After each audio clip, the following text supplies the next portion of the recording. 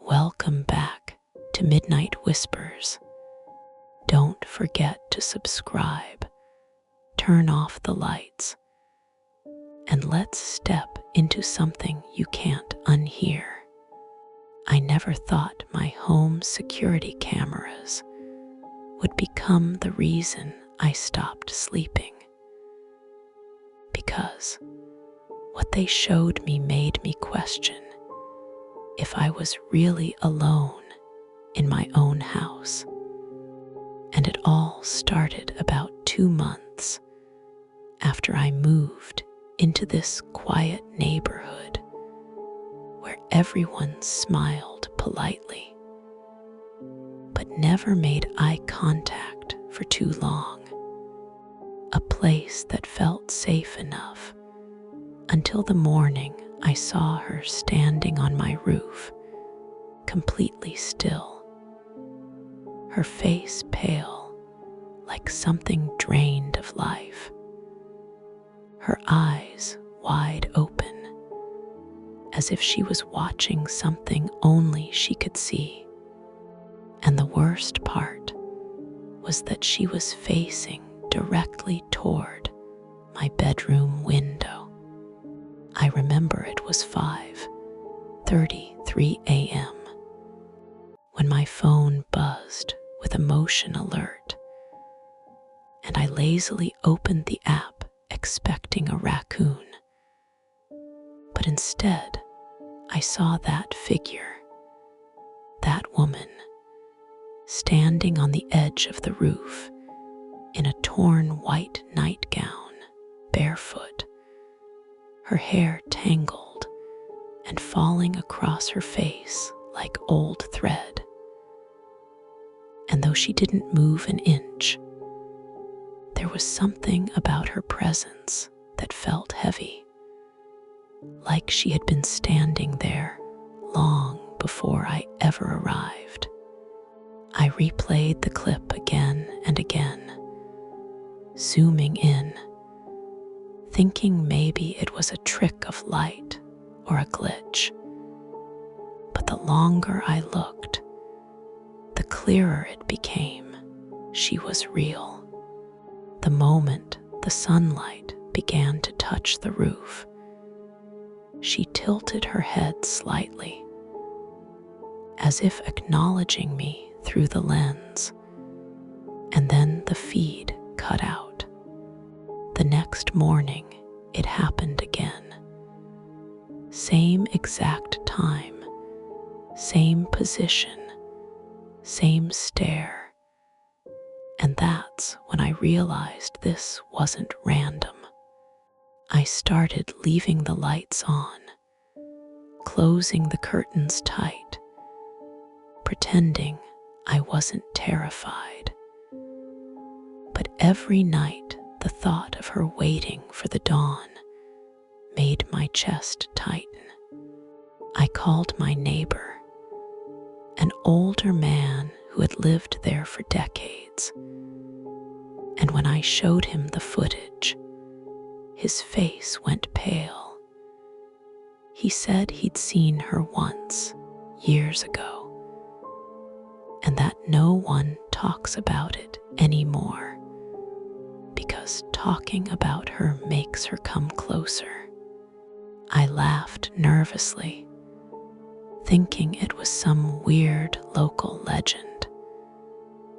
But the way he looked at me told me he wasn't joking. That night, I couldn't stop thinking about it. The idea that something or someone was fixated on my home, my window, my life. I didn't sleep. I just sat there in the dark. The faint hum of the refrigerator, the only sound, waiting for that alert to buzz again. Because deep down, I knew it would. At exactly 5:34 a.m., the phone buzzed, and before I could stop myself, I opened the app, and there she was again, this time, closer to the camera, the same blank face, those hollow eyes staring into mine through the screen. And I swear for a second I thought I saw her lips move, just slightly, like she was trying to form words I couldn't hear. My heart was pounding so hard I felt it in my throat, and I realized that I was holding my breath, terrified that if I exhaled, she might notice me. The footage lasted 1 minute and 49 seconds before cutting out, and I just sat there, shaking, wondering how she got up there every single morning without anyone seeing, without making a single sound. I checked the roof in daylight. No footprints, no marks, no sign of anyone climbing or jumping down.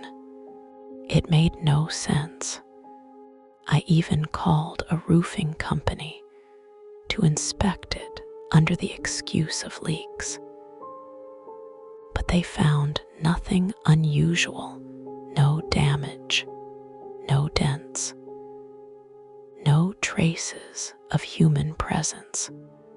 But that night, when I lay down to rest, something inside me knew she'd return. I kept the curtains slightly open, just enough to see the outline of the roof under the pale blue pre-dawn light. And as I watched the clock hit 5:33, I felt a weight in my chest, like my body knew before my mind did that she was there again.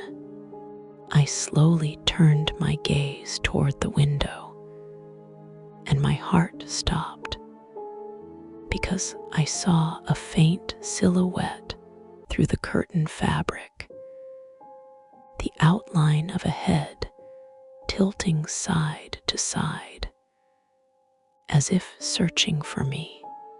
I couldn't move. I couldn't blink. I didn't breathe. I lay frozen until the first ray of sunlight touched the window. And just like that, the shape was gone. When I checked the footage later, my hands trembling, she was standing even closer to the edge now, her head turned slightly toward the lens, her mouth curled into that strange, unnatural grin that looked more like pain than joy. I deleted the video immediately, but even after I erased it, I could still see her in my mind, that face etched into the inside of my eyelids every time I tried to sleep. I told myself I was losing it, maybe stress or sleep deprivation. But the next day the footage appeared again, automatically saved on the cloud, even though I had disabled backups. And this time, the woman wasn't on the roof. When the clip started, she walked into frame. The sight of her moving sent a cold wave through me because it meant she wasn't an illusion. She wasn't a glitch. She was alive, and she was choosing to come back. Her steps were slow, deliberate, her feet making no sound, her body unnaturally stiff as she walked to the same spot, turned toward the same window and stared. I noticed something new that morning. Her eyes didn't reflect the sunlight, they absorbed it, making her face seem even darker. And the way she stood there felt wrong, too still, too calm. My phone froze for a second while I was watching, the image locking on her face. And in that instant, her eyes seemed to look directly into the camera, into me, and the screen flickered, distorting her expression into something that looked almost alive. I slammed the phone face down on the bed, unable to continue watching, my breath shaky, my mind screaming at me to leave the house. But I didn't. I couldn't. I was paralyzed by curiosity and fear, a combination that feels like poison. The following nights, I tried to stay somewhere else, but when I came back, I always found new alerts waiting, each from the same time, each showing the same figure. And then, one morning, there were two figures on the roof.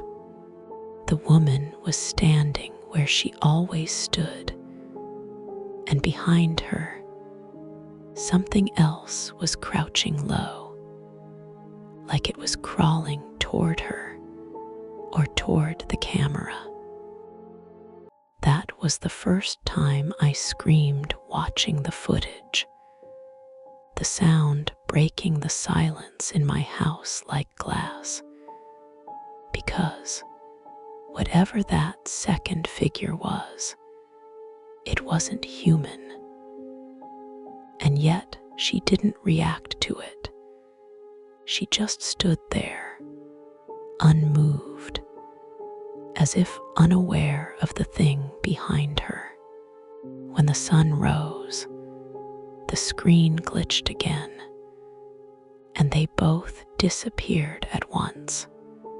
I went straight to the police that day, showed them the videos, begged them to check the roof. But when the officers arrived and reviewed the camera feed, all they saw was an empty rooftop. No woman, no second figure, nothing. They gave me that polite, skeptical look people give when they think you're losing your mind, and they left. But that night, something changed. Around 3 a.m., I woke up to a faint creaking sound above me, so soft it almost blended with the wind. And then I heard it again, slow, deliberate footsteps pacing back and forth across the roof. I couldn't bring myself to check the cameras. I just lay there staring at the ceiling, tears running down my face, counting every step until it stopped.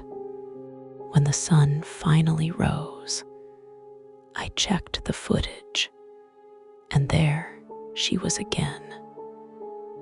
Only this time she wasn't facing the window, she was facing the camera directly. Her eyes open wide, unblinking,